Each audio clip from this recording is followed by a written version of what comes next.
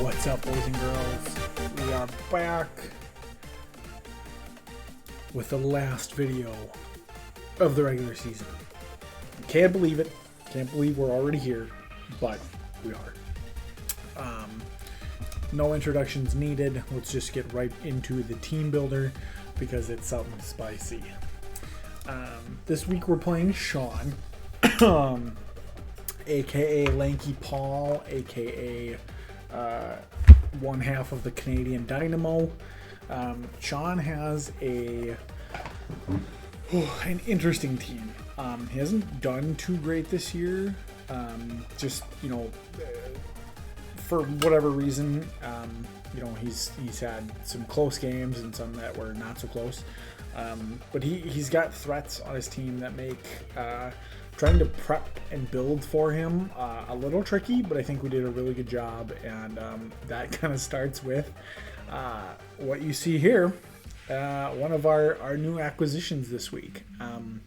Last week in kind of the post-game press conference, I talked about how we were going to probably drop Tornadus and Whimsicott, and we did just that this week, and it's already paying off. So we actually made a trade with Kalamazoo, so Garrett's team. We traded Aurorus, which you see on the screen here. We traded Whimsicott over to Kalamazoo for this beautiful dinosaur of snow and winter. So Aurorus is really cool. It does a couple of things for me. I needed the game last week against Noah really showed me I needed specially defensive Pokemon or something to fill that slot rather than just having to default back to Goodra every time or something like that. Aurorus can be specially defensive, and that's what we're bringing this week. You see 311 special defense, pretty dang good, 450 HP. So we're going to be able to take hits really, really well, actually. So it gives us a specially defensive Pokemon that we can use kind of to supplement the lineup and kind of bring a different look. It also has this really cool ability called Snow Warning, which sets up Hail for our Slush Rush Sandslash to be able to actually use that ability. We get doubled speed if Sandslash comes in and the Hail is up, and that's the game plan actually for this week. Is we're going with physically offensive Life Orb Sandslash, which we'll see in a second, to complement this Hail set that we're bringing. So Demeter, the Aurorus, is rocking 450 HP, 191 attack. Not really a factor, but we do have Rock Tomb, so having a close to 200 attack is still pretty good. Defense is 180. We're a little frail in that regard, but we can take a hit, maybe two. It depends. My typing is really bad, so it's a toss-up as to like what actually we want to have in on the physical side. 235 special attack, which is great. Ice Beam hits his team fairly well across the board. Just a good stab move. Like I said, 311 special defense and then 136 speed. So we're a little slow this week overall with the team, especially if the Hail is not up. But Sean's team is slow too, and he's run Trick Room before, so we wanted to kind of prep for that a little bit. And you'll see the Rotom, especially on the team, has some negative speed investment and 0 speed IVs. Or actually, I think it's like 16 speed IVs. So we're trying to outspeed stuff, but also be slower than some stuff in certain circumstances for like slow volt switch, or like to outspeed in Trick Room or something like that. So the item that you see on screen is what I wanted to put on this, but I forgot to switch it, so the Focus Sash is on it when we're actually in game. It doesn't actually matter. Not having the Aurora Veil up for more turns is kind of a bummer, but I think we played around that fairly well. And then Sassy Nature just to help out with the defensive stuff. And then kind of that negative speed investment, like I was saying. So that's Aurorus. I'm stoked to use this thing. I think it's going to be a great addition to the team. And we get to bring it in the first week we have it. So then we switch over to Bumble. Back again. Not here to set rocks. Not here to rapid spin, here to bust some skulls. So 291 HP, 299 attack, so close to 300, 246 defense, so I can actually take a couple of hits on the physical side. The steel typing is helpful. Ice typing kind of holds me back a little bit from taking too many, but still pretty good. Special attack we don't even mention because that's not our thing. Special defense, we're a little frail on the special side, but 251 speed, that goes to 502 in the hail. So we're jolly. Slush Rush, again, to get that speed boost. Life Orb to give us a little bit more of a punch. And we're rocking Icicle Crash, Iron Head, Knockoff, and Earthquake. So Icicle Crash does a ton to most of his team, and then if not, we've got Iron Head for the Clefable, a Knockoff for the Corsola and the Reuniclus, Earthquake for a couple other things like Stakataka and Zeraora. So just a really good offensive set all the way around. Slowbro, the dude, is the same set we've brought for the last 6 weeks. The one difference is our kind of like our utility move is Shadow Ball this week for Articuno, for Reuniclus, for some of those psychic types that don't appreciate the Shadow Ball, and I don't really need to bring Flamethrower like I have the last couple of weeks. So Shadow Ball is there just to give us a little bit more coverage and some help in the 1v1s where we don't really have the advantage. But same stats, same item, same nature, Slowbro by now. Next up is something you're not going to expect. Offensive Tangrowth with Weakness Policy. I want to do something out of the box this week. And now, like, Offensive Tangrowth is not out of the box per se, but especially Offensive Tangrowth, with a ton of HP and a ton of special attack, I think does really well against him. And we needed a special attacker that actually had some investment. The other special attackers that we have on the team are all defensive. So I needed something to be able to help me break down walls on the special side. So Giga Drain, Ancient Power, Sludge Bomb, Leech Seed, with Regenerator, Modest Nature, Weakness Policy, if we take like a physical hit that we're still bulky enough to take, or like maybe we catch an Ice Beam or something like that and we don't die and we get a Giga Drain off or something like that. I don't know. I wanted to bring Weakness Policy because I wanted something funky, and we'll just have to see how it pays off. But that's Tangrowth. I'm really excited. 404 HP is ridiculous. 350 special attack. Defenses, speed, kind of all in the low 100s. It's Tangrowth. Next up, off the bench, coming back, is Hotbox the Rotom Heat with no fire type attack. Actually, again, I wanted Shadow Ball on this thing to help with some of the other matchups like the Reuniclus, that I wanted to make sure that I could 1v1 reliably. So we've got leftovers in Sassy Nature with some speed IV playing around to be a little bit slower. So our speed's only 159, but our special defense is 344. We've got 304 HP, good special attack still, good defense still. So Rotom Heat is definitely a defensive set this week. And we've got Pain Split and leftovers for recovery, Volt Switch to be able to move around, and slow Volt Switch. And then Discharge and Shadow Ball for stab, electric type move, and then that Shadow Ball to hit his team pretty hard. And then finally, our other addition to the team, we dropped Tornadus for free agency, and we signed a Dragonite, which is dope. I'm super excited to use this thing. So we got Galahad the Dragonite, rocking the heavy duty boots. Sean's been really inconsistent whether he's used hazards or not.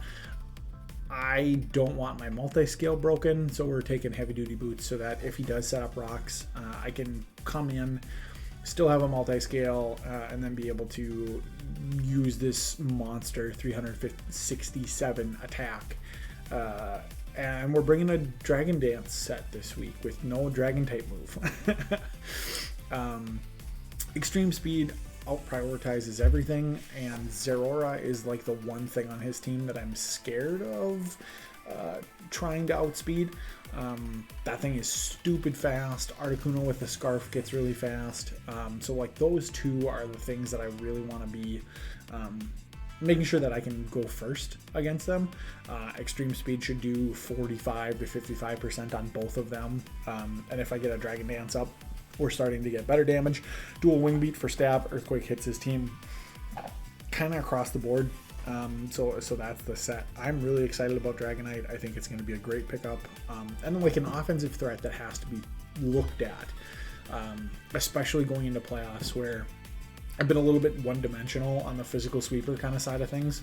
So having the Dragonite actually gives us another threat, which is really cool. So that's the team this week. Aurorus, Sandslash, Slowbro, Tangrowth, Rotom Heat, and Dragonite. So let's get into the game. So like I said, Sean's got a really weird team across the board. It's got some threats. It's got some things that you have to pay attention to. And he brought Clefable, Zerora, Articuno, the Galar form, or Galar form, Articuno G, Stakataka, Reuniclus, and Obstagoon. So for us, I don't really have a good lead for this particular team. Just in general, I don't really have a good lead. I could lead Aurorus with the Hail and have a Focus Sash, but like, do I want to commit to that right off the bat? And he's got, this thing, the Nathaniel Zerora as his lead. That's going to be better than anything I can put out there. So we do have the Rotom Heat, who has a little bit of bulk on both sides of the thing, but I can't really touch this. I mean, I could Pain Split after taking an attack, sure. I can Shadow Ball for decent damage, but like not accomplishing much. And it's got Volt Absorb, so like Discharge and Volt Switch don't do anything here. So I ultimately just want to switch out. Tangrowth is still bulky enough to where I can take hits pretty reliably and be able to dish out some damage. So I switch in, and he just Volt Switches, which is great. He gets priority. We see Life Orb, which is actually really clutch, which means probably I'm going to be faster in the Hail with Sandslash, and I'll actually outspeed that. So that's important and good information to know right off the bat. He goes into Articuno, and I can't live an Air Slash, so I've got to get out of here. I bring in Aurorus, who's our specially defensive switch, and we eat an Air Slash really, really well. He doesn't really want to stay in, so he switches to Clefable. I get my rocks up, and he ends up toxicking. He uses Toxic on Aurorus, but I do get my Aurora Veil up. So we've got Hail for 3 more turns because I don't have a Icy Rock. And we've got Aurora Veil for 5 turns because I don't have the Light Clay. So I'm thinking, okay, I'm in a pretty good spot here. And I bring in the Sandslash because why not? I get 2 turns of 502 speed, and I basically get a free knockoff on whatever he wants to put in here. Ironhead is going to obliterate this thing, and I didn't think he would stay in. So I thought he was going to switch. He ends up protecting and scouts the knockoff, which is fine. And now the Hail's going. So a little bit of a bummer there. But we have an Aurora Veil up still, and I still can get a free knockoff on whatever comes in. He actually switches in the Stakataka. We knock off the Choice Band. So it's a good thing that we knocked off, because a Stakataka, coming in and just hitting anything on my team would be terrifying. The other good thing here, though, is that Stack Attack It is slow, and we're max speed jolly. So actually, we outspeed this thing pretty reliably. I think it was like, you know, I'm at 251. He's at like the low 130s, somewhere in there. So like Earthquake kills, just straight up. So I'm able to go for that. Not really scared of it. Yeah, he could have switched in Articuno, but you know, that's kind of still a win for me. The Zeraora comes in. We swap out because I die to close combat. I die to, you know, a Drain Punch if he's got it. I did not expect Fire Punch.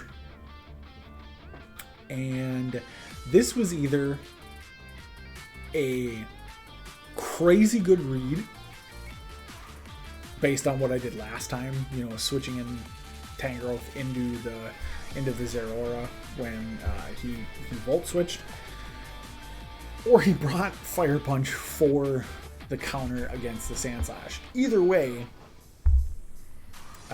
Sandslash would have died. Probably. I didn't actually calc that, but my guess is I would have died. But we get the Tangrowth in, and if you remember right, I have weakness policy. So that gets procced on the Fire Punch. And now something is going to get hurt bad. And I have enough bulk to where I was going to live another Fire Punch. It was going to do like 37 to 45. So I knew I would live on like the slimmest of margin. And then I can fire off a Giga Drain at +2. Which kills the Zeraora, and it does a ton of damage to anything he wants to switch in, and I get regenerated back up with stealing some health. So he Vault Switches, which is great. He wants to keep this thing around to counter some of the threats that I have. Brings in the Clefable, and this Drain does so much damage.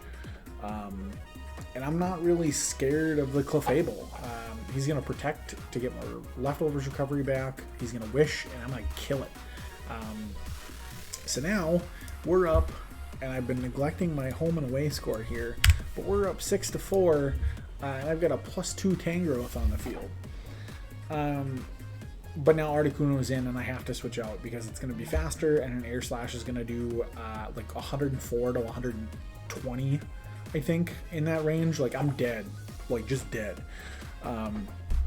Ancient Power does almost kill.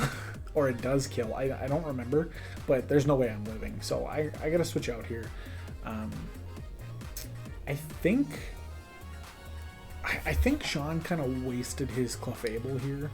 You know, I don't want to like call out like and say, oh yeah, you misplayed, but I think it's probably the Clefable switch in was like, yeah, you want to get the Wish off, but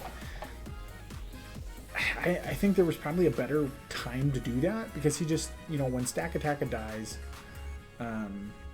or, you know, when you Vault Switch out, actually, excuse me, when you Vault Switch out from Zeraora and then you go into Articuno, yes, you take a Giga Drain, but then I can't stay in. So your Articuno goes way down in health and is like probably close to dead. But you have your Clefable who is still at full health in the back. So I don't know. I guess now thinking about it, it was probably an okay switch in to get the Clefable in and take the Giga Drain. But you know, hindsight's 20/20. That was his specially defensive switch probably, and just the +2 Tangrowth is a lot to handle. So like I said, Articuno comes in, takes rocks damage. I have to switch out. We go into Aurorus again. He uses Air Slash. And now I'm just going to kind of rinse and repeat. He gets the Wish, which is great. And now switches out to his Zeraora as I get the Aurora Veil up. And I'm thinking, okay, well, he's got Fire Punch, which I take okay, especially with an Aurora Veil up. And he's got Volt Switch, which I take for days. I did not expect Drain Punch, which obliterates me. So I go down, and now I'm at a point where I don't get hail anymore. I don't get Aurora Veil anymore, so it's now or never. And if you remember, this thing is life warped. So, oh, that's cool. I didn't realize I could hover. So it's life orb, and its max speed is 432. It's not scarfed, so 432 is as fast as it can be. And in the hail, Sand Slash is at 502 speed. So I know it's going to die to an earthquake. I expect him to switch. Icicle Crash is kind of like the best middle ground play. And I thought, well, if he switches in the Articuno to come in untouched on the earthquake, then, like, you know, Icicle Crash actually on the Articuno is pretty good. So I just kind of take the middle ground, go for Icicle Crash, still do good damage to the Reuniclus. And then I knock off, which does a ton of damage, takes the leftovers off, which in hindsight is good for later in the game. But then it gets a Trick Room up, and now it's faster than me in the Trick Room, and it's just going to recover, and I'm going to lose health because of Life Orb and yada, yada, yada. So this is a losing battle for me, and I need to get out, and I need to get out fast. So I swap out into Rotom, which is my check to Reuniclus. He swaps into Obstagoon on the Shadow Ball, which if he would have stayed in, I would have done a ton of damage. But he gets a really good switch into Obstagoon to take the Shadow Ball. And it's guts Obstagoon, and now it's burned and it knocked off my leftovers. So I do realize that I can't really stay in against it though, so I Volt Switch, which is good. And I can go into Dragonite because I can actually set up on this thing a little bit. I'm taking, 25 damage from a Facade with my multi-scale and stuff on there. So I'm thinking, okay, we just Volt Switch into, we got our slow Volt Switch into Dragonite. I can click Dragon Dance on the first hit, and then my second attack, my actual attack, should be able to take this thing out, and we'll be at a really good spot. But he's got Bulk Up, which, I mean, bravo.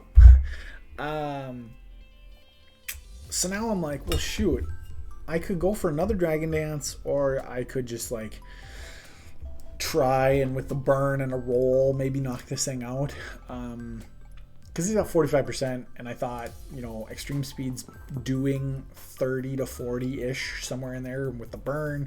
Maybe we make this happen. Extreme Speed brings him down to 14%. He knocks off my heavy duty boots, which at this point in the game is like, well, he can't get rocks up, so I'm not super upset about. But he breaks my multi-scale, and the burn doesn't kill him. And then he goes for Obstruct, because he knows he can't live. So he goes for Obstruct to lower my defense, and then now I'm like just stuck where I have to attack. I can't take another hit, and I just have to keep clicking E-Speed and just go for it, And then he brings in the Zeraora, which Extreme Speed has priority, so I'm going to be faster than it no matter what. And actually Extreme Speed kills, so that goes down. And then he brings in this thing. So with my multi-scale broke, I live a Freezing Glare, or whatever his move is. I live that, actually. I live a Air Slash, no problem. Ice Beam destroys me. And I'm thinking he's gonna have something. He's gonna have Ice Beam. Gotta, And I'm sitting here thinking, okay, well, Extreme Speed does not do enough to kill here. But Dual Wing Beat is a roll. And I'm either dead or I kill this, and somehow we're in 5-0 territory, with the Reuniclus. He uses Shadow Ball. He's Scarfed. I think. I actually don't know.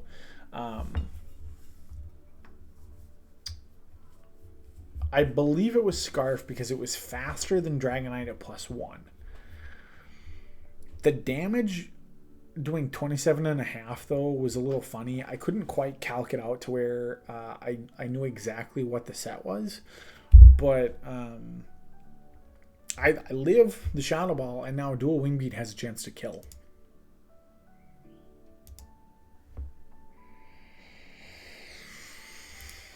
And now I'm dead. I can't live another Shadow Ball.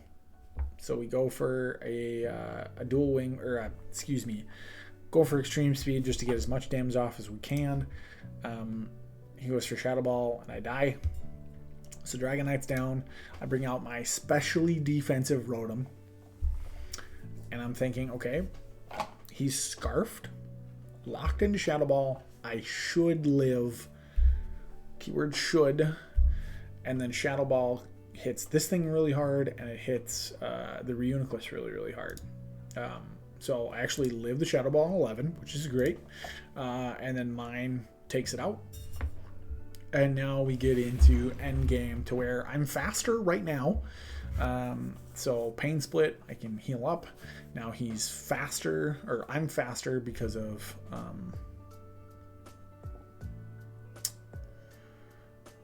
Trick Room and all these things. And sorry, it's just like speed tiers are funny.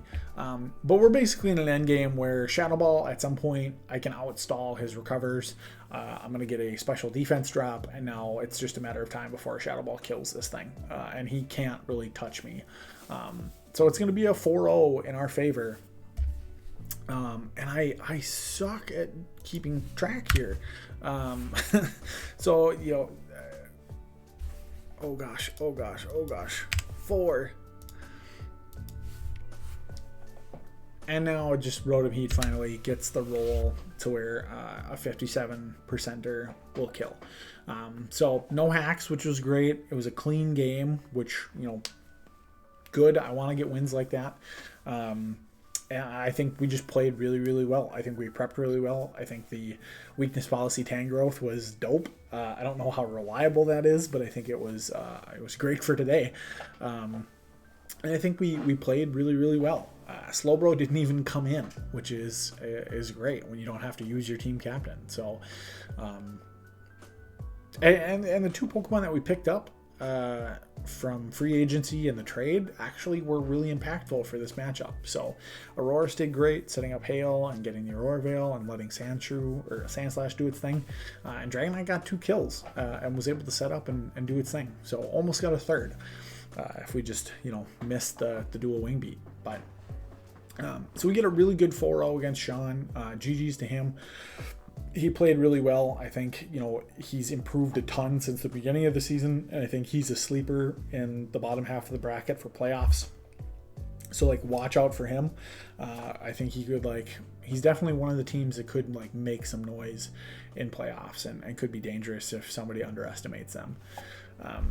Speaking of playoffs, let's do this here and bring up the old, whatchamacallit, the standings. So this is before all the week 7 games were played. So with our 4-0, we move from 3rd here, you see. We move from 3rd at 4-2 and 14 to 5-2 and plus 18 for our win differential. So that's really, really great. The only problem is DJ and Garrett play each other this week. So if DJ wins, that means Garrett drops to 5-2 and would need a better tiebreak score than 18, which will be hard if he loses. So if DJ wins, we have a possibility to sneak into 2nd place. If Garrett wins, he is all by himself up at 1st place at 6-1. And then DJ will go to 4-2-1, which is technically... Oh, wait, actually... Yeah, so if Garrett wins, he goes to 6-1. And we don't we can't touch him. If DJ, which would mean DJ loses, so DJ would be 4-2-1.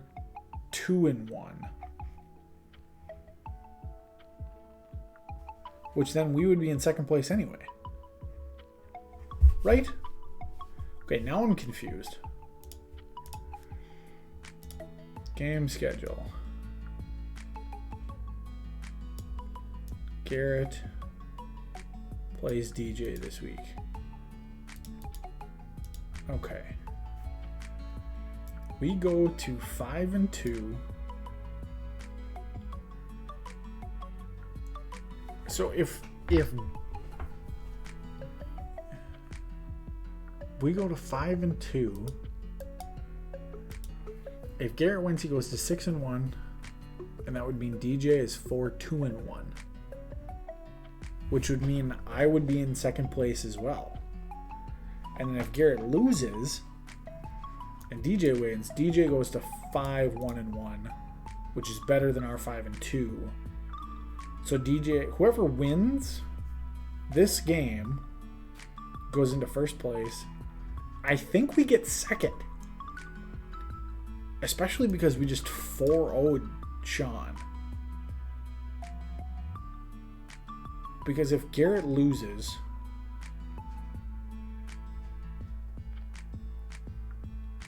his tiebreak score gets worse.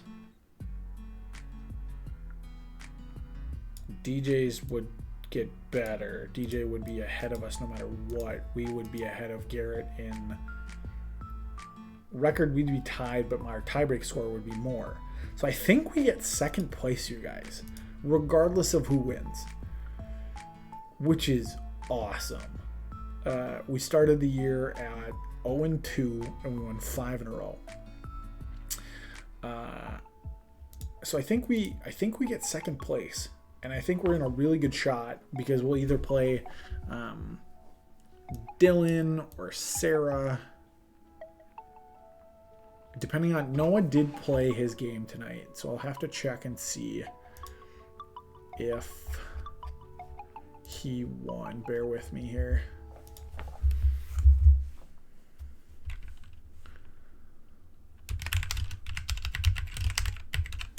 Sorry, you're seeing... in-game, in recording, editing, this is really bad and unprofessional, but we're probably, I mean, the bottom of the bracket here is so all over the place, but I think Sean, if he loses and Sarah loses, he'll be at 11, 2-5. 2-5 is the best Harry can do, but he's going to be in last. Sean could be here. If Dylan wins, he'll be at 2-5 or 3-5. He'll go up. We probably play. Actually, we probably play either Sarah or Sean in the first round of playoffs, depending on how things shake out. I don't know for sure. But either way, I think it'll be a fun way to kick off playoffs. I think Sean is going to want the rematch. He already messaged me on Discord and was like, dude, I can't wait to run it back. So I'm stoked no matter what. Playoffs is going to be fun. We have till Thursday to make any more roster moves. We still have one free agent switch left. So, you know, not that I want to change the team anymore because I think we're in a really good spot. But we do have the ability to, if we want, either make another trade or do our last free agent swap before Thursday. And then playoffs are Sunday night coming up a week from today. So we're in a really good spot. Like I said, I don't know exactly how playoffs are going to shake out and the seeding and everything, but I do plan on, once we know what the seeding is and kind of what the bracket looks like, I will do like a playoff kind of overview or kind of like my like reaction to the playoff bracket and kind of thoughts about how things are going to go. So yeah, thanks for watching. I really appreciate all the support throughout this year, and we'll see you in the playoffs.